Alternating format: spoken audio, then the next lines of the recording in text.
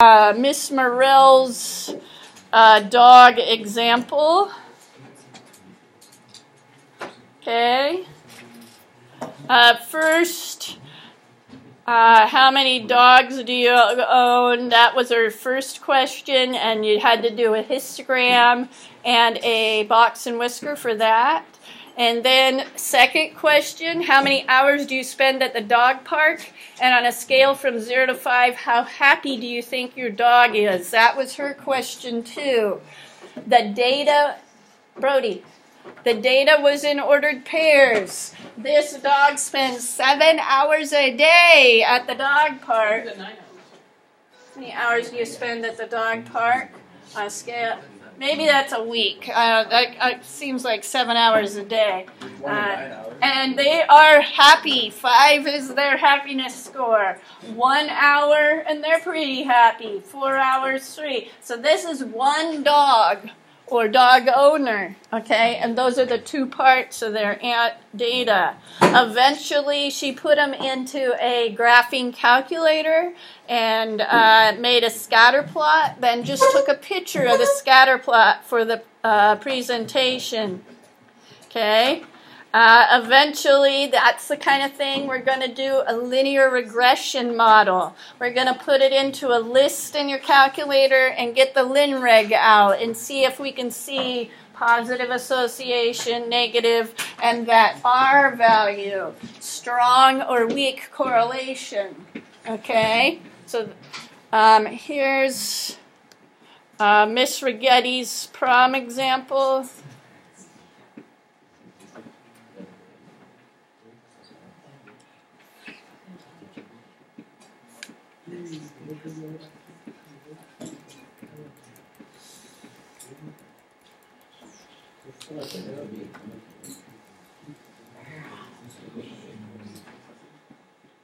Okay, I asked one question. How much does the prom ticket affect your likelihood to attend prom? And it didn't do anything good for me. It gave me bad data that I couldn't make sense of. And I said, oh man.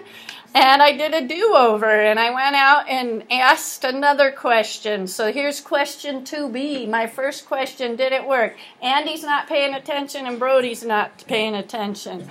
Okay. So again, my second attempt at this question was, how does the price of food change as we get farther from THS? So I looked at how far away is the restaurant, how much does a burger cost, and I used Yelp for menu prices and MapQuest for miles. So I did an internet research. I did one where I went out and asked students, and I didn't get anything good and useful, and my question was more confusing than helpful. So I did a second question and was able to, let's see, 2, 4, 6, 8, 10, 11. So there I only had 11 things, but there we go.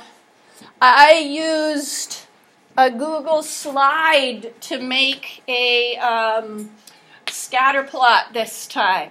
So you learned how to use Google Slides or Google Sheets to do a histogram. You can also do scatter plots.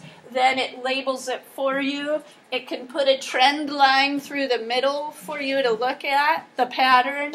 And then it's easy to copy-paste into your slideshow. So you may do your scatter plot on your calculator.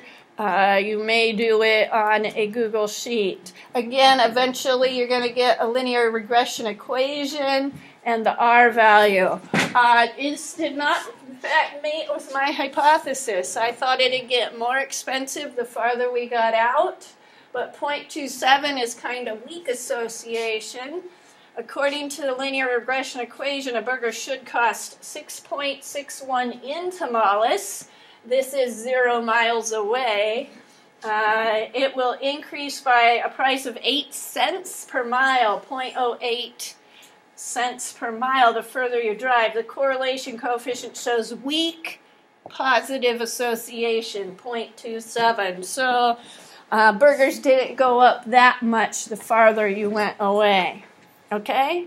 Questions on stats project? All right. Question 3 yet or no? Well, I kind of heard you didn't want to talk about question 3 yet. Should we just focus on question 2 and move forward with that? Hello, Mr. Marwig? He's having burgers for dinner tonight. Nice. That looks good, huh? Did you know that before, or looking at my burger made you think of it?